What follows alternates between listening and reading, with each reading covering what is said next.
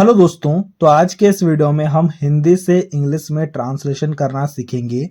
कुछ ऐसे वाक्यों का जहां पर सकता था, सकती थी और सकते थे लगा होगा। जैसे कि आप यहां पर सबसे पहले वाक्य को देख पा रहे हो। सबसे पहला वाक्य है मैं पढ़ सकता था। इसी प्रकार का दूसरा वाक्य दिया गया है वे लोग जा सकते थे।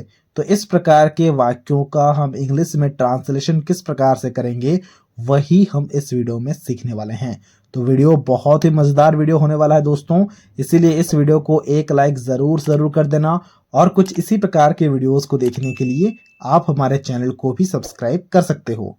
तो सबसे पहला वाक्य हमें दिया गया है मैं पढ़ सकता था। मैं का इंग्लिश मीनिंग क्या होता है बताओ? मैं का इंग्लिश मीनिंग होता है आई, तो हमने यहाँ पर लिखा आई।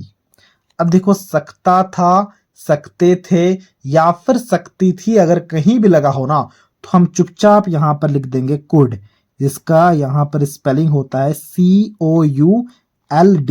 यहां पर L लिखेंगे लेकिन L को हम उच्चारण नहीं करेंगे, L हमारा साइलेंट रहेगा।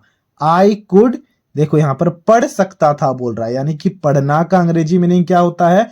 पढ़ना का अंग्रेजी मीनिंग होता है रीड। तो हम यहां पर लिखेंगे रीड और यहां पर एक फुल स्टॉप दे देंगे। आई कुड रीड हो जाएगा मैं पढ़ सकता था का इंग्लिश ट्रांसलेशन। कुछ इसी प्रकार से अब हम हमारे दूसरे वाक्य को ट्रांसलेट करेंगे। दूसरा वाक्य क्या है? दूसरा वाक्य है वे लोग जा सकते थे। वे लोग का अंग्रेजी मीनिंग क्या होता है? वे लोग का अंग्रेजी मीनिंग होता है दे, तो हम यहां पर लिखेंगे दे। अब बताओ सकते थे लिखा गया है, उसके लिए भी हम क्या लिखेंगे?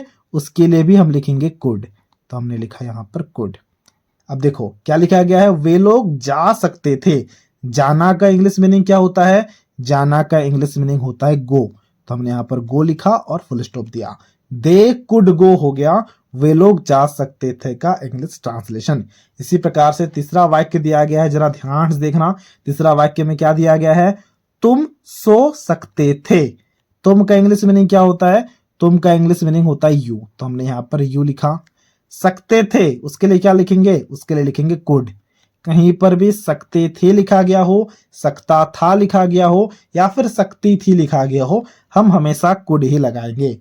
अब देखो सो लिखा गया है, यानी कि सोना का अंग्रेजी मीनिंग क्या होता है? सोना का मतलब पहनने वाला सोना नहीं, सोना का मतलब जो क्रिया होता है, ठीक है। सोना का अंग्रेजी मीनिंग होता है स्लिप, तो हम यहाँ पे लिखेंगे स्लिप। देख पा रहे हो? तो यहां पर सेंटेंस क्या बन चुका है? सेंटेंस बन चुका है यू कुड स्लिप। किसका अनुवाद है? अनुवाद है तुम सो सकते थे का, ठीक है। इसी प्रकार से चौथा वाक्य दिया गया है, जरा ध्यान से देखना। चौथा वाक्य है राहुल खा सकता था। अब देखो राहुल का अंग्रेजी मीनिंग क्या होगा? क्योंकि नाम है तो राहुल ही रहेगा, तो हमने यहां पर राहुल ही लिखा, RAHUL। सकता था तो यहां पर क्या लिखेंगे? कुड लिखेंगे, तो हमने यहां पर कुड लिखा।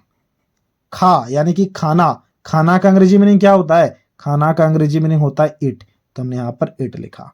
राहुल कुड इट हो गया राहुल खा सकता था का अंग्रेजी ट्रांसलेशन।